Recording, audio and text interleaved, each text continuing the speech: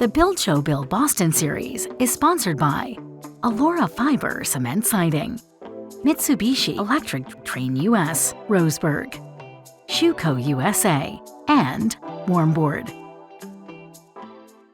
Hey, Steve Basic Architect for Build Show Build Boston. We're out here somewhere in Oregon. I'd love to tell you exactly where, but I just know we're within the state. We're literally on top of the world here, mentally and physically. We're working with Roseburg out here in the sense that they gave us full access to their logging operations. They're getting logs staged for hauling. We got machinery stripping trees from the top side of the hill. But one of the things, in the building industry that you never really think about is everything we do in the residential building industry starts out here. Whether cutting the trees or looking at the area over there where the saplings have just been planted and regenerating growth out there. But this is this whole ecosystem that they're working on out here that's kind of self-sustaining. We cut down some trees, plant new trees. The forest regenerates itself, and it provides us basically the food for our industry. So we're going to spend a couple days with Roseburg. We're going to deliver this bonus episode to you. There is so much to see and so much to understand. Let's not waste another second. Let's get going.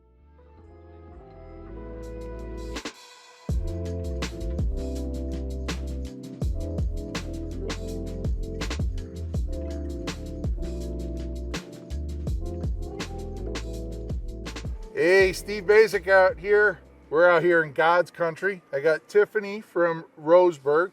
Now, Tiffany, your title at Roseburg, you work in the resources department, right? Yep, Forester. Forester. So tell us a little bit about what I'm seeing. I mean, we're out here in God's country. I see, machinery working, trees cut. Over on the other side here, trees just got cut.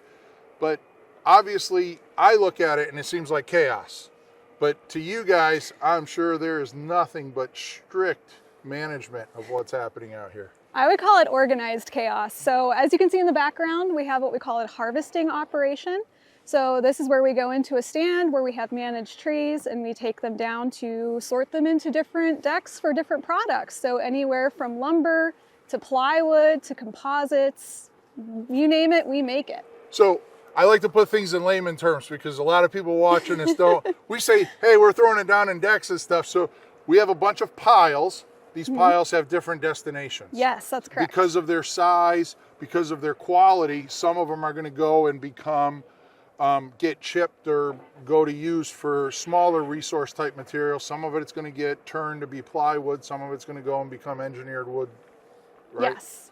So that's what these guys, and so that separation is basically these two guys in these vehicles are determining what's going where. Yeah, that's correct. So the fellow in the red machine, that is a processor. So that dangle head, for lack of a better term, it can measure the diameter and the length of the log down to the inch. So he is measuring it. He can see in the cab how long it is. He can see visually about what the sort would be, too many knots, too few.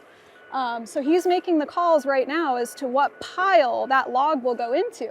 And then he's determining where those decks or stacks of logs will go to, and he'll order the trucks, put them on the trucks, and they'll go to our mills.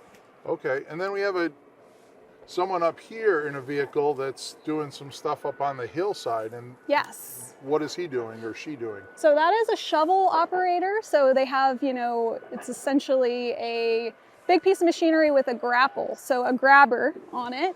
And he is moving those trees that have been felled down the hill so that the processor can sort them. I got you. So he's just getting them off the hillside down to these guys so they can do their work. That's correct. So as we stand here, I've noticed, like I said earlier, we have an area over there that has some seedlings. Yes. We have an area over here that looks like it's been cut. I don't know. I mean, you could speak to, was that cut last week? Was that cut last month, last year? And then up the side of the hill, we can see there's some seedlings happening there. And what we can't see is on the other side of the hill here, there's a whole bunch of felled trees that I'm assuming are awaiting processing. Yes, that's correct. So you can kind of see in this area what we call patchwork management. So This area we're standing in has been cut anywhere from a few weeks ago to right now. They're currently cutting on the other side of the hill. So just on that other hillside, you can see it's pretty bare. We've already moved the logs down to the road to be processed. But up behind, you can see there's a harvest or a non-harvested area. So those trees behind me, they'll be harvested as soon as this unit is planted and ready to go. If you pan over that way, the unit next to this currently harvested unit has already been replanted. So that was harvested maybe 2, 3, 4 years ago, depending on how old those trees are. So that is what will happen here. Once we get all of the trees off the site, we will replant it, grow it again, and then those trees up there will be next on the cutting block. And so when you say replanting and you can't cut that harvest until this gets replanted, That's is that correct. a requirement that you guys are working within? Is Yes. that Roseburg's determined like efficiency? How do you come to those types of rules? So, you know, we are a family-owned company. We've been here since 1936, and we want to manage our land to never run out of trees. So we always want to replant after we harvest. However, here in Oregon, we have some of the first forest practice laws in the nation. Back in the 70s, they put all of these best management practices about, you know, protecting water, protecting wildlife, making people replant. Those are actually laws here. So as per the state law and our best practices, you don't harvest over 120 acres at one time.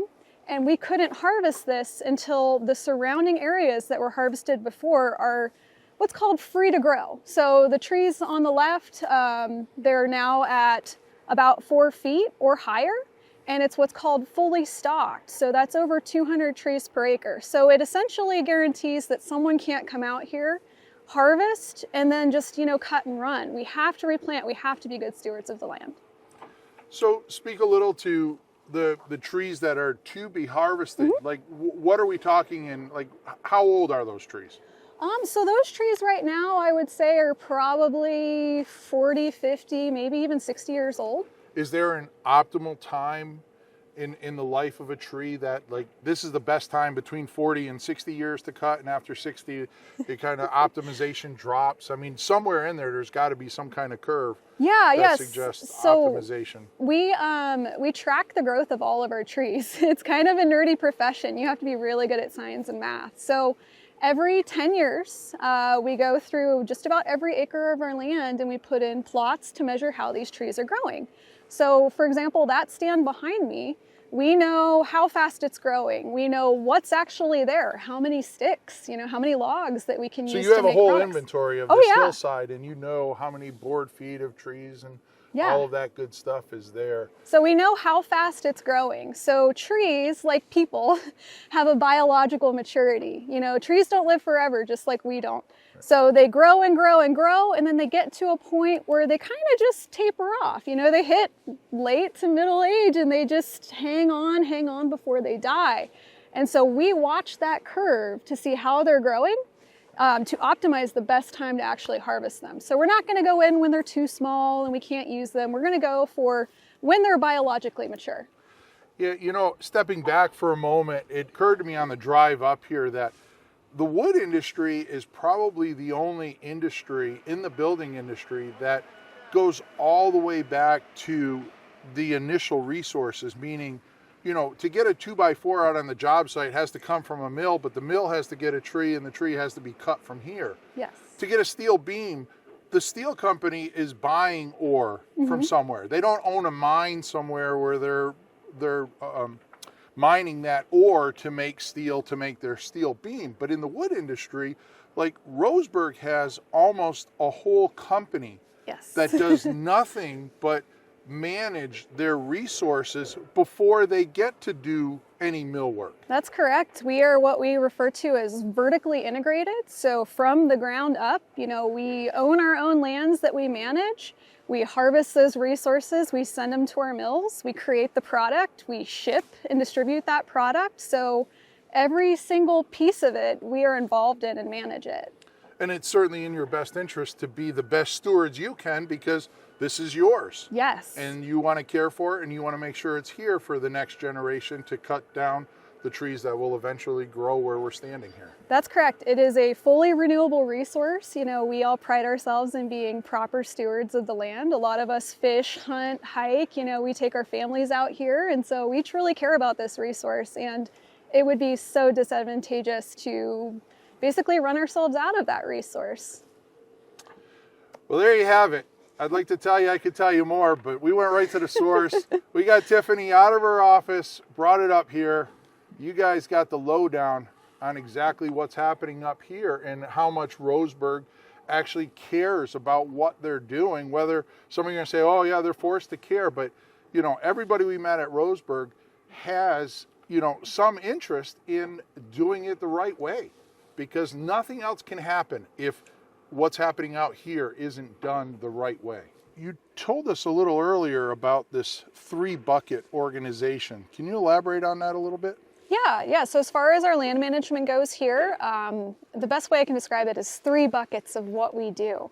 The first bucket is our engineering department. So they're the first ones to come into this timber, figure out where to put in roads, how they're going to lay out a harvest unit to go, you know, with the topography, buffer and protect water, wildlife, all the things we're looking for when we lay out these harvest units. So they come in and do that.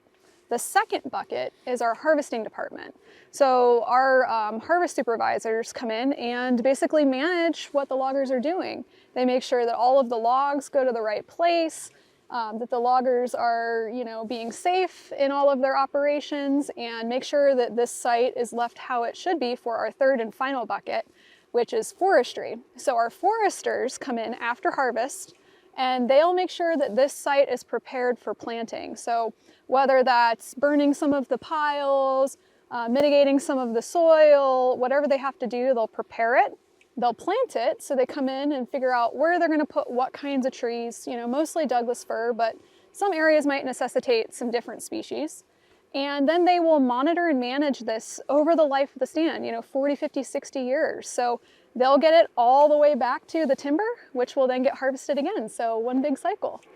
You know, I come from the planning world, being an architect, and it's just really, it's so cool to be out here, because like you look at that stand of trees on the hillside and you say, okay, we're going to cut that. Mm-hmm. Okay, well, what does that mean? It means we got to get a road in there.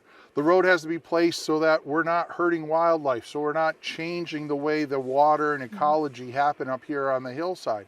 We need the logistics of actually cutting the trees and getting them on a truck and getting them down to the mill. And it's not just getting them there, it's cutting them, sorting them, cleaning them up, and all of these things that come with that. And then of course, after that's done and the ground looks like this, the kind of the post-harvest, then we have your buddy Jerry that comes in and he's in charge of making this look like that again. So in 40 years, you get to repeat that cycle or turn that wheel that you speak of. So yeah, it's like one big wheel is how I try to visually explain it to people. You know, you have the engineering, the harvesting, the planting, the monitoring and management over the life of the tree, and then we do it again and again. And so it's truly sustainable, it's truly renewable. We're never going to run out of trees, and you know, all of the steps we take to care about our environment and what we do here, the land we own and operate on, it's just, it's an amazing industry to be in. Yeah, I'm in some ways I'm very jealous. 'Cause, you know, your views are a little different than mine at the office, but you know, thank you very much. I mean, it's awesome hearing the story out here, and we're very fortunate that we got Jerry up here too, and we got him out of the office, and we're going to go have a talk with him and get a really good understanding of how do we take it from this back to that.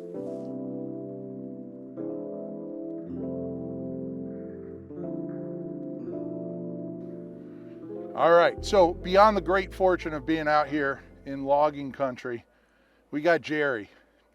Jerry's part of that 3-bucket system that Tiffany graced us with here previously. And Jerry, your job, to sum it up, is how do we take the harvested land and make it look good again and get it ready for a future harvest, right? So you pick up where all logging operations kind of stop, and Jerry's in charge of bringing it back to life. So tell us a little bit about how that happens, what you do, all that good stuff. Yeah, so I'm a silviculture forester. My job for Roseburg is to make sure that our lands get put back into production post-harvest, or most recently for Roseburg, post-wildfire. And a lot of that has to come down to science. Silviculture is the science of growing trees. That takes looking at sites into consideration, what type of species would grow best there, and then deploying what we think are a myriad of great silvicultural practices to ensure we have a strong, healthy growing forest for the future. Right. Right. So when we look out here, it appears to me with, kind of the amateur eye, but we have a number of different years here, right? We have this stuff here, which is obviously a different age than the stuff on the hillside, and that's a different age from the stand down to the right of it. Yep. Right? So speak a little to, like, what are we looking at? How many years and what's happening out here? Sure. So this plantation, or what we call reprod or reproduction timber that we're standing on currently, is probably about 10 years old. Okay. What we do is we wait for a unit to meet what's called green up, which is our legal requirement before we can log unit adjacent to it, like we saw immediately to our right here. Okay. Above it is a little bit of a younger unit. Again, this one had to meet green up before that could get logged. And once they're done, we'll come in with a planting crew, typically 12 to 15 guys, and plant those species we talked about earlier that might be best suited for that landscape. From there, it's just a patchwork of meeting up those requirements and continuing to create and use a sustainable product off the landscape. So you spoke a lot about requirements. Let's talk about, like, narrow it down to maybe an acre. So what are we talking? How many trees get put back on an acre of harvested land? Our legal requirement is 200 trees per acre, but at Roseburg, we're in the business of growing trees. We plant typically at 325 trees to the acre because we want to make sure that we have a great, strong, sustainable resource for the future. And that just seems to be a spacing that's really great for Doug fir. They're a sun-thriving species, and they really thrive at that spacing. Is there a number that is at a loss? So you shoot for 325 an acre. Like, when it comes harvest time in 40 years, how many trees do you think we're taking out of that 325? That's a great question. We're looking to try to get as much survival as possible. That number, that 325, is a scientifically picked number from our inventory groups to make sure that we're getting the maximum sustainable yield that we can. What that actually turns out to in the end, we won't know until that 40, 50-year rotation is up, but we know that that target number suits us well. So on the drive up here, we had obviously have a lot of great conversations, and, we're sitting here, we got to talk to Tiffany, we got to talk to you, but, I came to the understanding there's a whole kind of army of people behind you that are developing the best seedling, the best seed, and what is the best tree that we can kind of produce out here, right? So there's a whole bunch of people that are doing their job in order for you to do your job at its best. 100%. From our operations folks who are out here putting in the roads, laying out the units, to our contractors that are doing the logging. Then we come in, we have our folks that are working in our seed orchards producing the best high quality seed for us so we can ensure we have strong, thriving, healthy, happy Douglas fir trees for the future. There is a whole team behind every aspect to make sure Roseburg and the timber industry as a whole continues to do what we do so good, and that's grow Douglas fir. And you touched on it earlier, which I think is a really good point, that you're not only bringing back to life the trees or the land that you harvested, but you're going into areas, I mean, this whole area that you forest or harvest trees from is prone to wildfire. Yeah. And so you obviously can go in there and harvest some of that, but it's your job to bring that kind of wildfire land back to life also, just like the standard harvested logged land. Exactly. Here in Oregon, 2020 was a terrible year for wildfires. We had huge mega fires all across the state. One in particular that affected Roseburg was the Archer Creek fire. We lost a huge land base to that fire, and a huge part of my job the past couple years has been reforesting that. So it's not just after logging, but it's also restoring the land to what it was prior to wildfire, because we want to, again, make sure we have a sustainable, healthy, strong Douglas fir forest for wood products in the future. Right. So, and the best part of your job, you get to bring Stetson along. We do. Best friend Stetson right there. He comes out here. He's probably one of the only forester dogs in the country. But anyways, thanks for your time, Jerry. This is just an incredible operation, and I don't think people really realize or understand how much goes into the effort to just get a log down the hill and ensure that there's always a log to take down the hill. Yeah. So, of course, we appreciate your time and giving us the opportunity to come out and talk about what we do and advocate for our industry. So thank you. So there you have it. Jerry got the last word. So there you have it. We're wrapping up here. They're making me leave. It's not by choice, but we have a house to build. Build Show Build Boston. You saw where our wood is coming from. We're using Roseburg products throughout the house. It's going to be in a very exciting build. The framing is one aspect of it. We got a lot of great information that we're going to bring to you, much like this, the story behind the story. It's really important that you understand that when we're putting that house together, where did that wood come from? So I'm looking forward to it. We're going back home and we're bringing you more Build Show Build Boston.